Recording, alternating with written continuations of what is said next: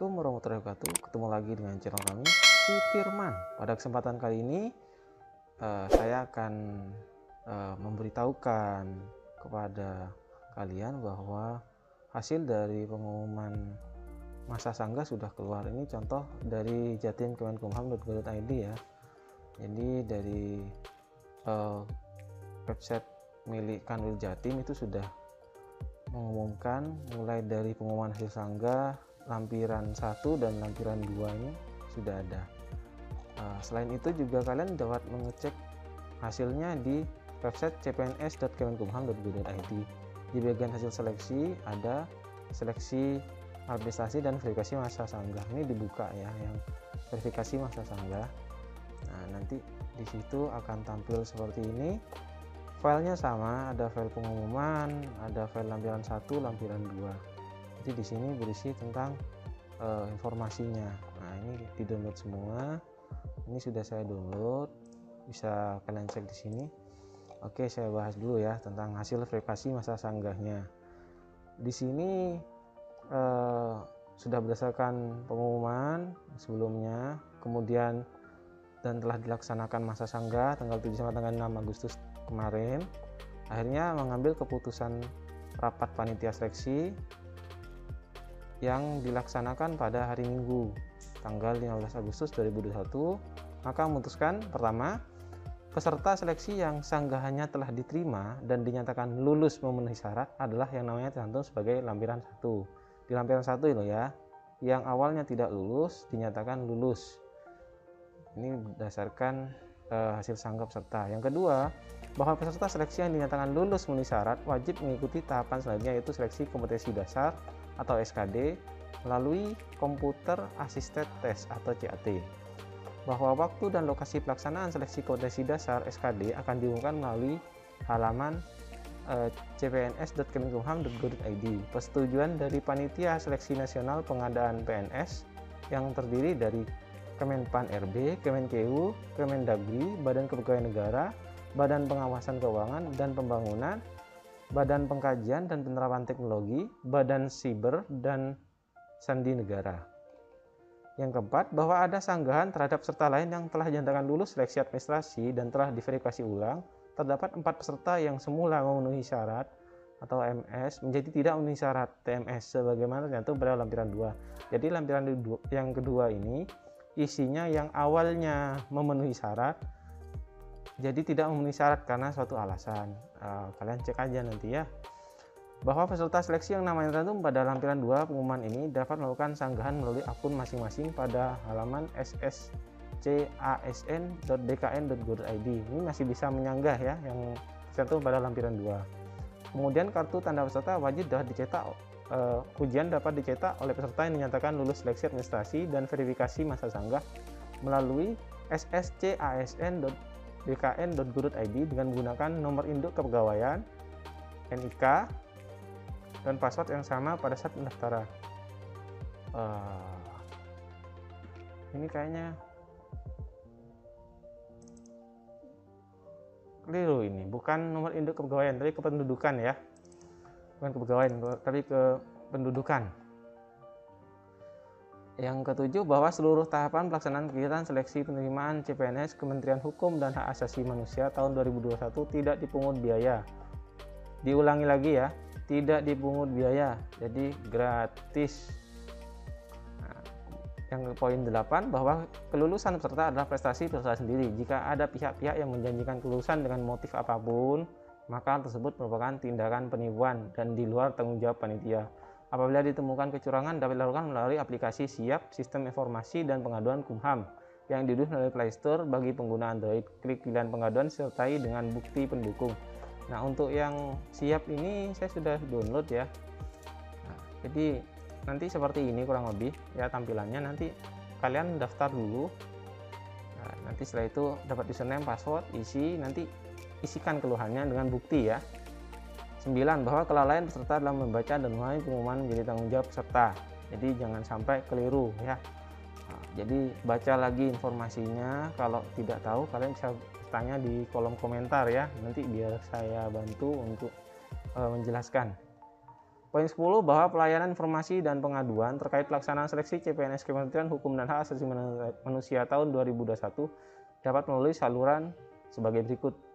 Yang pertama, aplikasi SIAP, Sistem Informasi dan Pengaduan Kumham yang tadi ya, yang dapat diunduh melalui Google Play Store bagi pengguna Android. Melalui aplikasi ini, pelamar dapat mengajukan pertanyaan seputar tahapan seleksi dan jawabannya akan diterima melalui gadget smartphone pelamar. Pelamar juga dapat melaporkan pengaduan terkait adanya kecurangan langsung kepada ketua panitia serta seleksi dengan bukti pendukung. Jadi harus ada bukti pendukung ya. Daftar pertanyaan dan jawaban atau FAQ pada halaman cpns.kumham.go.id. Jadi bisa dicek di halaman cpns.kemenkumham.go.id. Nah, di sini ada ya. Ini ya, surat keterangan badan sehat, surat lamaran, surat pernyataan poin, KTP, ini sudah ada macam perlandaannya. Jadi kalian bisa buka satu-satu jika ada yang ingin tanyakan. Nah, ini ada juga non administratif. Misal informasi kebutuhan CPNS, alokasi kebutuhan, nama jabatan, jumlah kuota, batas umum dan semuanya sudah ada sebenarnya di sini. Jadi kalian bisa cek di situ. Kita lanjut lagi. Akun media sosial berbagai sarana penyampaian informasi seputar tahapan seleksi melalui akun Twitter. Nah, ini kalian akses ya.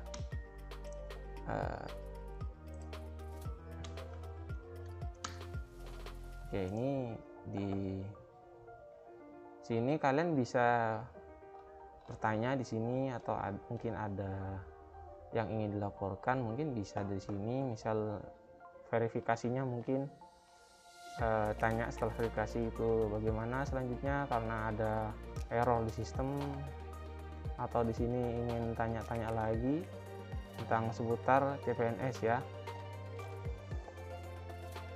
Selanjutnya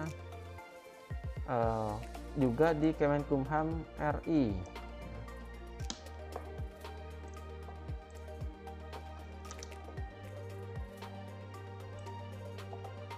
Ya, pastikan seperti ini.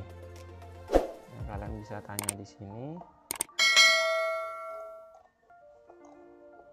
Selanjutnya serta akan akun Instagram. Nah, ini akun Instagram.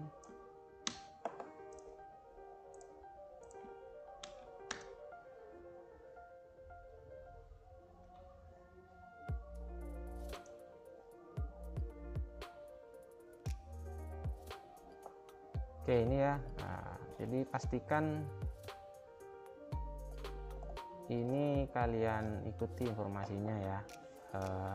Kalau ada yang ditanyakan bisa coba direct message, mungkin bisa dijawab di situ oleh adminnya.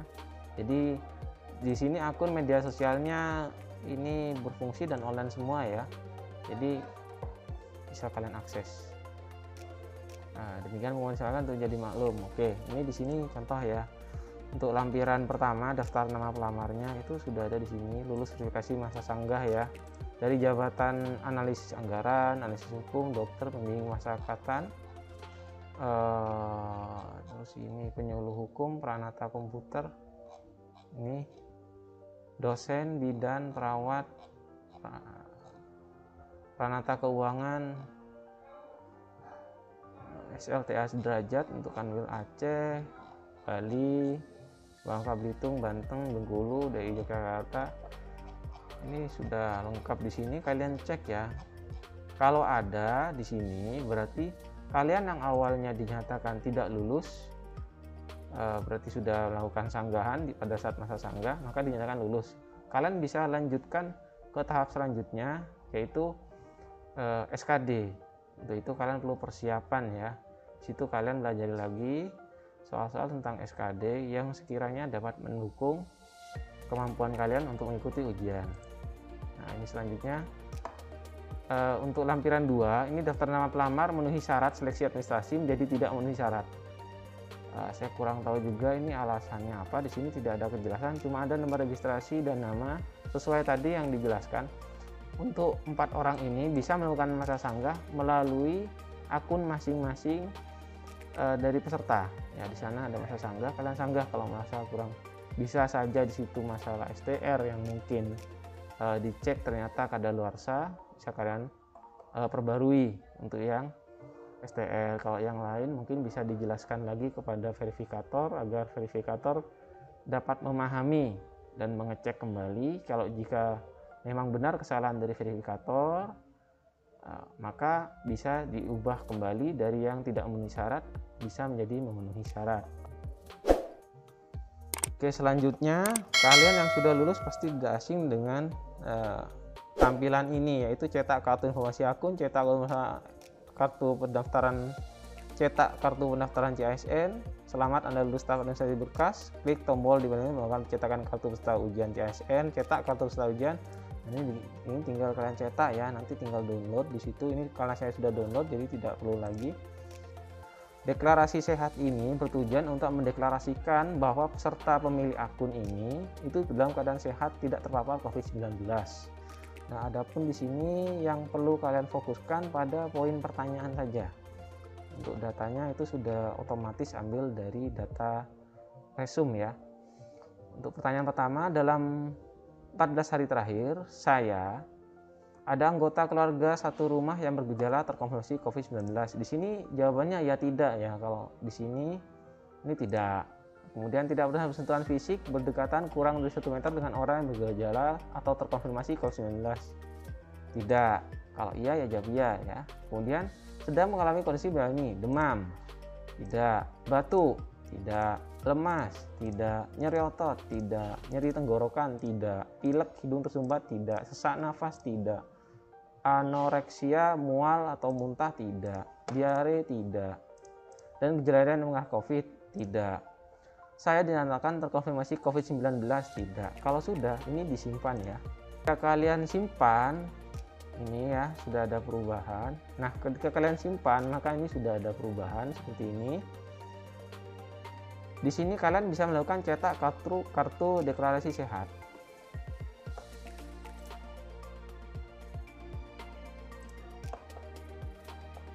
Oke, kita cek. Jadi di sini sama seperti yang tadi ditanyakan ya. Kalian isinya itu, kemudian selanjutnya kalian perlu menandatangani di sini ya. Tanda tangan setelah kalian cetak, kalian tanda tangani. Di situ menyatakan bahwa untuk keselamatan dan kesehatan bahwa kalian itu memang terpapar COVID-19 atau tidak. Mengenai ini, itu ingat saya kemarin ini diberlakukan 14 hari ya. Di sini bisa dibaca di sini 14 hari terakhir. Jadi ini wajib kalian cetak paling lama 14 hari sebelum masa ujian kalian. Misal ujiannya itu besok, cetak sekarang nggak apa-apa, itu lebih baik. Nah, tapi kalau sekiranya ingin dicetak sebelumnya nggak apa-apa, tapi H-14 ya. Apakah ini bisa dikerjakan lagi? Bisa. Nah, kalian isi lagi kalau ternyata ada perubahan. Setelah itu simpan dulu ya. Simpan. Kalau sudah disimpan, ini cetak. Dicetak lagi. Di sini saya beri kode 2. Nah, oke. Jadi saya cetak lagi, hasilnya dibuka. Nah, di sini harusnya yang berbeda adalah pada tanggal ini. Jadi tanggal ada mengikuti tanggal saat ini, bisa dicek di tanggal di komputer ya. 18 bulan 8 2021. Jadi kalau ujiannya besok, paling lambat hari ini sudah dicetak.